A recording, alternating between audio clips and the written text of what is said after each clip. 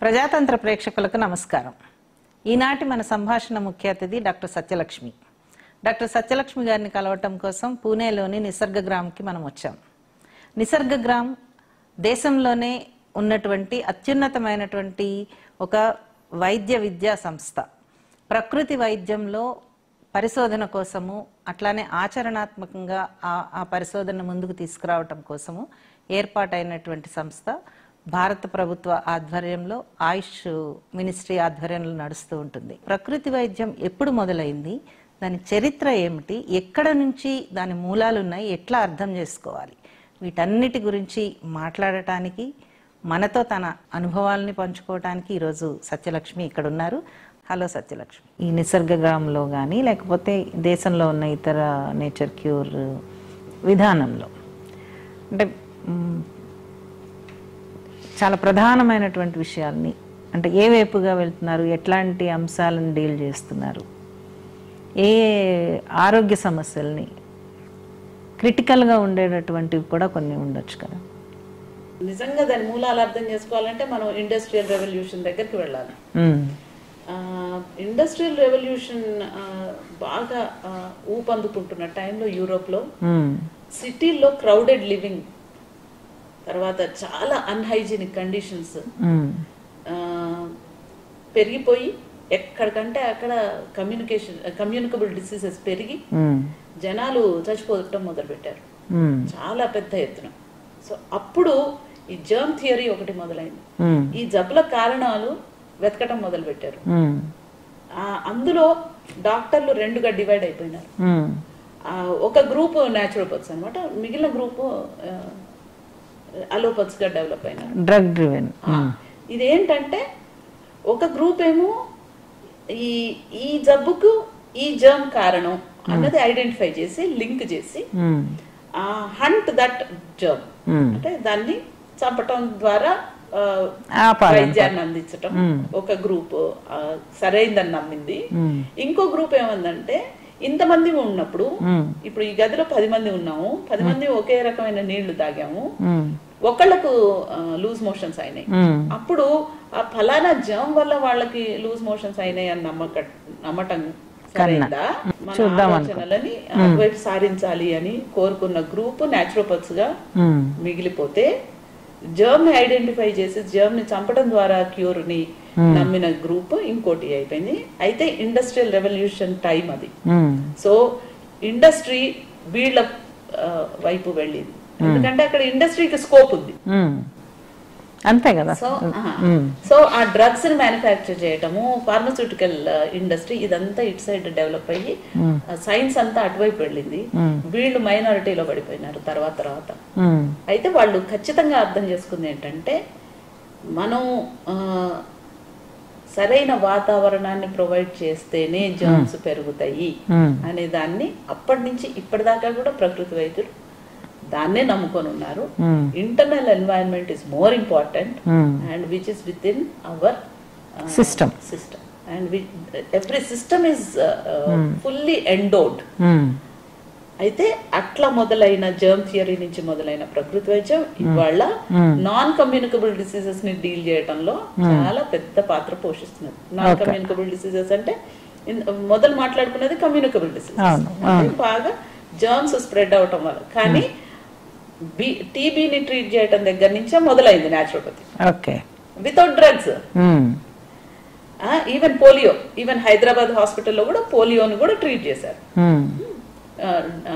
అంత డీటెయిల్స్ అన్ని ఉన్నాయి, రికార్డ్స్ ఇవాళకి కూడా ఉన్నాయి, భద్రపరిచే ఉంచారు. అక్కడి నుంచి ఇవాళ పెద్ద పాత్ర ప్రకృతి వైద్యులు నాన్ కమ్యూనికబుల్ డిసీజ్ అంటే బీపీ, షుగర్లు, ఇవి disease reversals, natural delivery offer చేయటంలో, తర్వాత క్రానిక్ కిడ్నీ డిసీజెస్ ని కంట్రోల్ చేయటం ద్వారా వాళ్ళు డయాలిసిస్ వైపు పోకుండా ఉండటం వైపు తీసుకువెళ్ళటం, ఎట్లా జాగ్రత్తలు తీసుకోవాలో అట్లా లైఫ్ కోచెస్ గా డెవలప్ అవుతున్నారు. వెల్నెస్ ఇండస్ట్రీ వాళ్ళ పూర్తిగా చాలా పెద్ద ఎత్తున ప్రకృతి వైద్యుల మీద డిపెండ్ అయ్యి ఉన్నది. చాలా పెద్ద మార్కెట్ డెవలప్ అవుతున్నది. ఇవాళ కనీ విని ఎరుగని స్థాయిలో మేము ఇంతకుముందు ఎప్పుడు ఇంతగా యూత్ న్యాచురోపతి సైడ్ ఉత్సాహాన్ని చూపించడం మేము చూడలేదు, ఇప్పుడు చూస్తున్నాం. అంత రీసెర్చ్ కూడా పెరుగుతుందా? రీసెర్చ్ కూడా చాలా పెరిగింది, చాలా వరల్డ్ ఓవర్ కూడా. Other than allopathy recognised system చాలా ఎక్కువ దేశాల్లో అంటే ప్రకృతి వైద్యం. ఓకే, ఇది కూడా చాలా మందికి తెలియదు. ఎందుకంటే naturopathy closely works with any system. మీరు మందులు ఏమైనా ఇవ్వండి, న్యాచురోపతి ప్రాక్టీస్ చేస్తున్న మరుక్షణం ఏమవుతుంది, మెల్లమెల్లగా మీ యొక్క మందుల డిపెండెన్సీ తగ్గుతుంది. ఇటు తెలంగాణ ప్రభుత్వం కావచ్చు, లేకపోతే కేంద్ర ప్రభుత్వం, ఇప్పుడు ఎన్ఐఎన్ లాంటి ఇన్స్టిట్యూషన్స్ అంటే ఎంత ప్రాధాన్యత ఎంత ఇస్తున్నారు, లేకపోతే ఇంకా ఇవ్వాల్సిన అంశాలు ఏమున్నాయి? నిజానికి ఒకప్పటికంటే ఇవాళ ప్రభుత్వాలు చాలా ఎక్కువగానే ప్రకృతి వైద్యానికి గుర్తింపించినాయి. ముఖ్యంగా నన్ను అడిగితే చాలా పెద్ద ఎత్తున దీన్ని ఒక మూమెంట్ లాగా తీసుకొచ్చి ఇవాళ ప్రజారోగ్య స్టడీస్లో అగ్రభాగంగా నిలుస్తున్నది అంటే తమిళనాడు గవర్నమెంట్. తమిళనాడులో ప్రతి డిస్ట్రిక్ట్ హెడ్ క్వార్టర్స్లో మిగిలిన అన్ని సిస్టమ్స్ తో పాటు ఒక ప్రకృతి వైద్య 20 పడకల బెడ్ హాస్పిటల్ ఉంటుంది ప్రతి డిస్ట్రిక్ట్ హెడ్ క్వార్టర్స్ లో. ప్రతి అలోపత్ డాక్టర్ దగ్గర నుంచి ఏఎన్ఎం దాకా అందరికి ఒక వారం రోజుల పాటు ప్రకృతి వైద్యం మీద అవగాహన శిబిరాలు. ఇవాళ అక్కడ గనక మెడికల్ ఎంట్రన్స్ అడ్మిషన్స్ టైంలో ఆయుష్ విభాగంలో మొదటగా సీట్స్ ఫిల్అప్ అయ్యేది ప్రకృతి వైద్యం. ఒకవేళ గవర్నమెంట్ కనుక ఈ రకమైనటువంటి స్టెప్ తీసుకుంటే రెస్పాన్స్ ఏ రకంగా ఉంటుంది అన్నది తమిళనాడులో మనకు కనిపిస్తుంది. అయితే మిగిలిన స్టేట్స్ లో అంతగా ఎంకరేజ్మెంట్ లేదు, కానీ మరీ నాసిరకంగా కూడా లేదు. కానీ తమిళనాడు మోడల్లో కనుక చేసినట్టయితే ప్రజారోగ్యంలో ప్రకృతి వైద్యులు చాలా బాగా వాళ్ళ సేవలు అందించగలరు అన్నది కోవిడ్ టైంలో తమిళనాడులో ప్రూవ్ అయింది కూడా. హైదరాబాద్ హాస్పిటల్లో కూడా ప్రూవ్ అయింది. అవి వాళ్ళు ఫ్రంట్ సైడ్ ఉండి ఐసీయూలో కూడా పోయి జల్నేతి చేయించటం, ప్రాణాయామం చేయించటం, ప్రోనల్ బ్రీదింగ్ నేర్పించటం, కషాయాలు అందించటంలో ఎంత పనిచేశారంటే ఒక్క న్యాచురోపతి కూడా చనిపోలేదండి కోవిడ్ టైంలో. ఎందుకు వాళ్ళు కూడా చేస్తున్నారు రెగ్యులర్ గా జల్నేతి. అవి వాళ్ళు పీపీఈ కిట్లు వేసుకున్నారా వేసుకోలేదా అన్నది కూడా అనుమానమే, కానీ ఒక్క క్యాజువాలిటీ కూడా ప్రకృతి వైద్యంలో లేదు. ఇది మేము చాలా గర్వంగా చెప్పుకుంటున్నాం. ఇప్పుడు ఈ institute NIN national institute of naturopathy మొత్తము దేశంలో ఉన్న అన్ని సెంటర్స్ కి అనుసంధానంగా ఉంటుందా? లేదండి, ఇది నేషనల్ లెవెల్లో గవర్నమెంట్ ఆఫ్ ఇండియాకి రిపోర్టింగ్ అంటే సిస్టమ్ అట్లా పనిచేస్తుంది. మేము కేవలం పాలసీ మేకింగ్ న్యాచురోపతికి సంబంధించి ప్లస్ న్యాచురోపతిలో రీసెర్చ్ కి, తర్వాత బుక్స్ అంటే ఐఈసి మెటీరియల్ కానీ, టెక్స్ట్ బుక్స్ కానీ, రెఫరెన్స్ మెటీరియల్స్ కానీ, న్యాచురోపతికి సంబంధించిన ఇతరత్ర కలెక్షన్ కానీ, తర్వాత సబ్జెక్ట్ ఇప్పుడు కొత్త కొత్త సబ్జెక్ట్స్ వచ్చి యాడ్ అయినాయి మాకు. ఇప్పుడు ఓజోన్ ఒకటి, ఓజోన్ థెరపీ అని, తర్వాత ఆక్యుపంచర్ కూడా ఇప్పుడు అన్ని న్యాచురోపతి కాలేజెస్ లో సిలబస్ లో ఇంక్లూడ్ అయ్యింది. కాకపోతే అన్ని కాలేజీల్లో మంచి ఫ్యాకల్టీ లేదు, వాళ్ళకి ఎక్కడో కొంత గ్యాప్ వచ్చేసింది. ఒక కాలేజ్ లో స్టూడెంట్స్ కి చాలా బాగా ట్రైనింగ్ అందుతుంది, ఇంకొన్ని కాలేజీల్లో ట్రైనింగ్ అంత బాగా అవట్లేదు. అట్లాంటి వాళ్ళకి బ్రిడ్జ్ కోర్సెస్ మేము కండక్ట్ చేస్తాం అన్నమాట. ఎన్ఐఎన్ అట్లాంటి రోల్, సో దట్ మొత్తం కంట్రీ వైడ్ గా న్యాచురోపతిస్ నుంచి you can except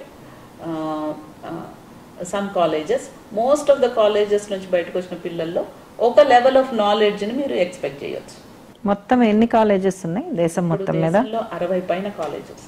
60 medical government వాన్ని? గవర్నమెంట్ ఒక 4 ఉన్నాయి. ఇప్పుడు రాజస్థాన్ లో కొత్త ఇంకో గవర్నమెంట్, మిగతా ప్రైవేట్ సెక్టర్, అన్ని ప్రైవేట్ సెక్టర్. అంటే గవర్నమెంట్ లో కూడా చాలా పాలసీ తీసుకోవాలి. అన్ని స్టేట్స్ లో గవర్నమెంట్స్ ముందుకు రావాలి. ప్రకృతి వైద్య ఒకటి అసలు ఆ లింక్ కూడా ఎట్లా మిస్ అయ్యారో అర్థం కావట్లేదు. అసలు ఫ్రీడమ్ స్ట్రగుల్లో ఇంత భూమిక పోషించినటువంటి సిస్టమ్, మహాత్మా గాంధీ తన జీవితాంతం పాటించినటువంటి ఒక సిస్టమ్, ఆయన బతుకుని ఉంటే దాన్ని ప్రచారంలోకి తీసుకురాగలిగిన వ్యక్తి. ఆయన అసలు పోస్ట్ ఇండిపెండెన్స్ యాక్టివిటీగా ప్రకృతి వైద్య ప్రచారమే ఆయన ధ్యేయంగా పెట్టుకొని all India nature cure foundation trust ని ఒకటి స్థాపించి దానికి లైఫ్ టైం చైర్మన్ గా ఉండి ఆయన లైవ్ బ్యాంక్ అకౌంట్ కూడా మా దగ్గర ఉంది ఇప్పటికీ ఆ ఖాతా. అంత చరిత్ర ఉన్నటువంటి ఈ సిస్టమ్ ని పూర్తిగా అందరు మర్చిపోయారు కొంతకాలంగా. కాకపోతే ఇప్పుడు ప్రజా అవసరాల దృష్ట్యా జనమే గుర్తించి పెద్ద ఎత్తున పబ్లిక్ పార్టిసిపేషన్ పెరిగి, ఇవాళ మొన్న ఈ మధ్యనే విన్నాను, ఆయన మన రామ్దేవ్ బాబా ఆయన నేను ఒక 1000 ప్రకృతి వైద్యశాలల్ని దేశవ్యాప్తంగా ఏర్పాటు చేస్తాను, నాకు డాక్టర్లు కావాలి, ప్రొవైడ్ చేయగలరా అని అడుగుతున్నాడు. చూడండి, అంటే అంత స్కోప్ ఉంది. అంటే ఏ ఉద్దేశంతో ఈ క్యాంపస్ లో ఈ నిసర్గ గ్రామ్ ని మీరు డెవలప్ చేశారు? మేము ఈ నేషనల్ ఇన్స్టిట్యూట్ ఆఫ్ న్యాచురోపతి తరఫుననే ఒకటి ట్రైబల్ యూనిట్ పెట్టాం. ఇది పూర్తిగా ట్రైబల్స్ కోసము, ట్రైబల్ నోటిఫైడ్ ఏరియాలో పూణే అంచుల్లో ఉన్నటువంటి ఒక గ్రామంలో ఒక 20 పడకల న్యాచురోపతి సెంటర్ని పెడితే ఇవాళ 80% ఆక్యుపెన్సీ రేట్ ఉంది అక్కడ. అంతేకాదు చుట్టుపక్కల గ్రామంలో ఉన్నటువంటి జనాలు కూడా ఓపీడీకి వస్తున్నారు. 50-60 ఓపీడీ పర్ డే. చిన్న కుగ్రామం అంటే గ్రామాల్లో కూడా డబ్బు వెచ్చించైనా వచ్చి చేయడానికి సిద్ధంగా ఉన్నారు ప్రకృతి వైద్యం. ఫ్రీగా ట్రైబల్స్ కి ఇస్తున్నాం మేము ట్రీట్మెంట్, కాకపోతే నాన్ ట్రైబల్స్ మేము ఛార్జ్ చేస్తున్నాం. అయినా హెచ్ఐవి దానికోసం కూడా వర్క్ చేశారు కదా. Centre for immune deficiency disorders అన్నది హెచ్ఐవి ఎయిడ్స్ బాధితుల కోసం వాళ్ళు మా దగ్గర వచ్చి ఫ్రీగా ఉండొచ్చు, ఎన్నాళ్ళైనా ఉండొచ్చు. మేము అవసరమైతే ఏవైనా సిమ్టమాటిక్ రిలీఫ్ కోసం న్యాచురోపతి ట్రీట్మెంట్స్ ఇస్తున్నాం.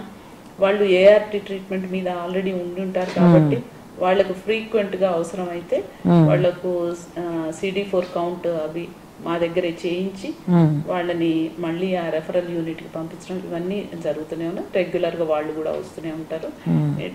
అంటే అది మా అనుభవంలో మాకు తెలుస్తుంది ఏంటంటే, ఒక యూనిట్ కనుక ఉంటే ప్రజలు దాన్ని పూర్తిగా ఓన్ చేసుకుంటారు, వస్తారు, బాగుపడతారు.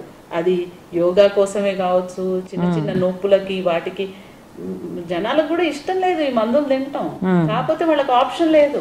ఎక్కడ న్యాచురోపతి సెంటర్స్ లేవు. యోగా గురించి ఇంత మాట్లాడుతున్నాం కానీ ఎక్కడ వెళ్ళి చేసుకోవాలి? మన ఇంట్లో యోగా చేసుకోవడానికి సరిపడ ప్లేస్ లేదు, వాతావరణం ఉండదు.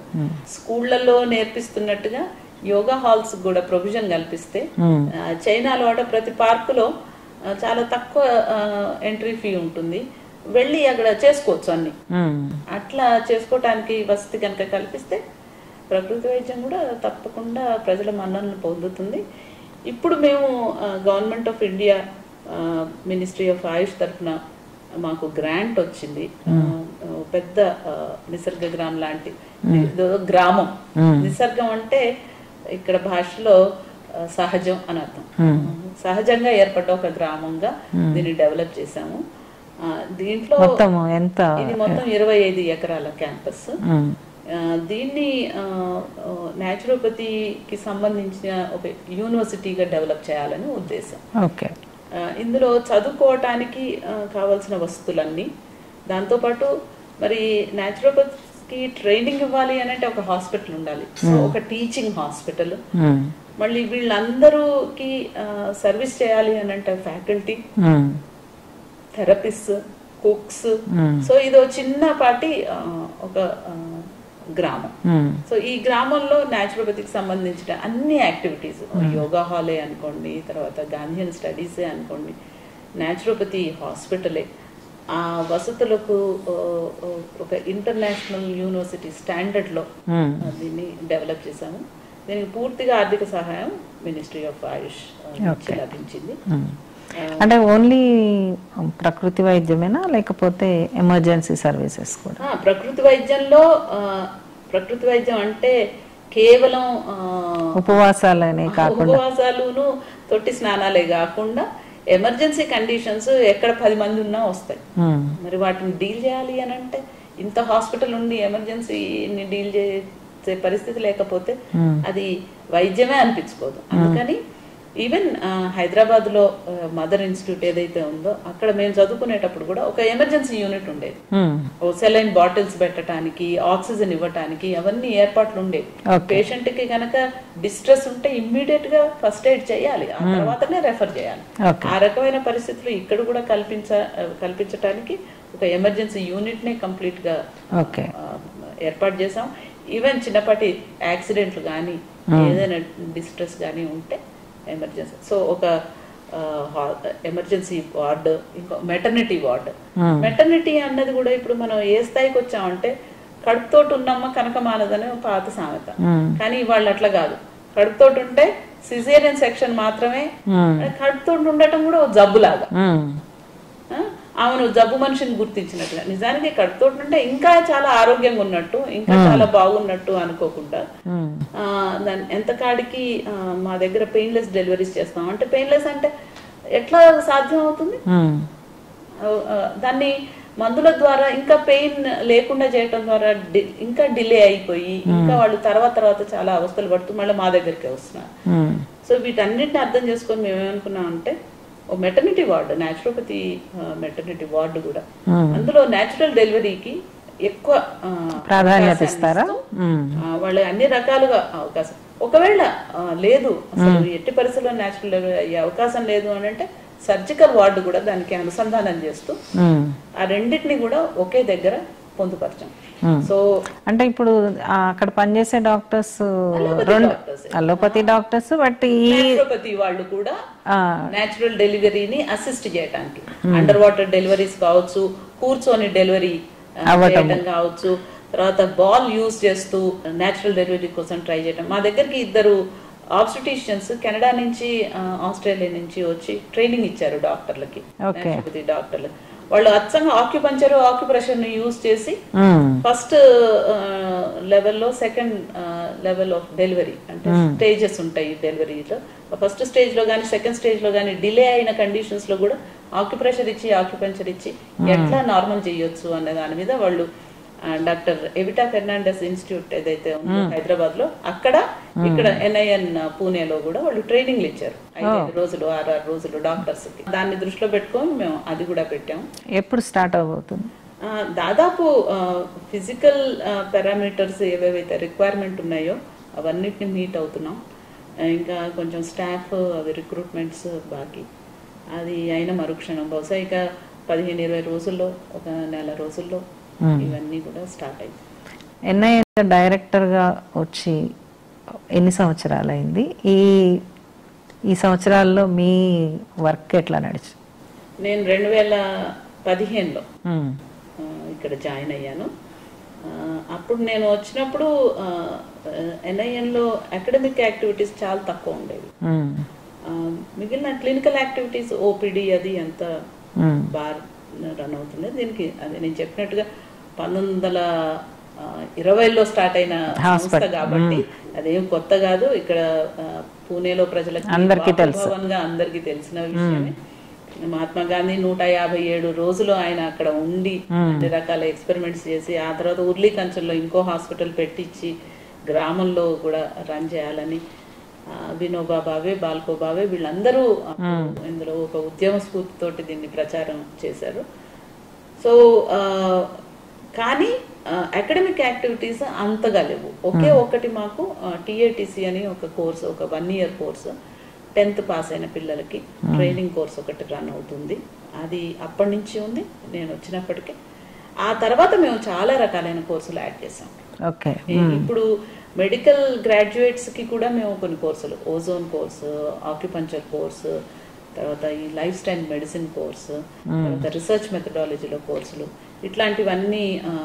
దెన్ గాంధీయన్ ఫెలోషిప్ ఒకటి, తర్వాత మామూలు హౌస్ వైఫ్స్ కానీ, స్టూడెంట్స్ కానీ, క్రెడిట్ బేస్డ్ సిస్టమ్ ఉన్న కాలేజెస్లో స్టూడెంట్స్ కానీ, లేదా బయట నుంచి ఫారిన్ కంట్రీస్ నుంచి వచ్చిన వాళ్ళు కానీ, ఎవరైనా చేయడానికి మసాజ్లో కానీ, న్యాచురోపతి కుకింగ్లో కానీ, యోగాలో కానీ, క్రోమోథెరపీ, హైడ్రోథెరపీ వీటిలో కానీ ట్రైనింగ్ సదుపాయాలన్నీ ఇప్పుడు NINలో ఉన్నాయి. ఎన్నాళ్ళు పట్టింది మొత్తం అంతా, అంటే ఈ నిసర్గ గ్రామ్ తయారు కావటానికి? ఫౌండేషన్ స్టోన్ 2019లో పడింది. అప్పుడు ఎలక్షన్ల ముందర దీనికి ఫౌండేషన్ జరిగింది. శంకుస్థాపన జరిగిన తర్వాత మళ్ళీ మొన్న ఎలక్షన్స్ ముందర మన ప్రైమ్ మినిస్టర్ దీన్ని ఉద్ఘాటన కూడా అయిపోయింది, అంటే దీన్ని ప్రారంభోత్సవం కూడా అయిపోయింది. ఓకే. సో సరిగ్గా 5 సంవత్సరాల్లో ఇది పూర్తి 20 ఎకరాల్లో ప్రాజెక్ట్ కంప్లీట్ అయిపోయింది. ఫిజికల్ స్ట్రక్చర్ కంప్లీట్ అయిపోయింది. మొత్తం మీ ఆధ్వర్యంలో మీరే, అంటే మీ టీమ్ వర్క్, అదే పెద్ద టీం వర్క్, కానీ మొత్తం దాన్ని మీరు చేశారు కదా. హైదరాబాద్ నుంచి ఇక్కడ దాకా వచ్చినందుకు ఇది ఒక పెద్ద అచీవ్మెంట్.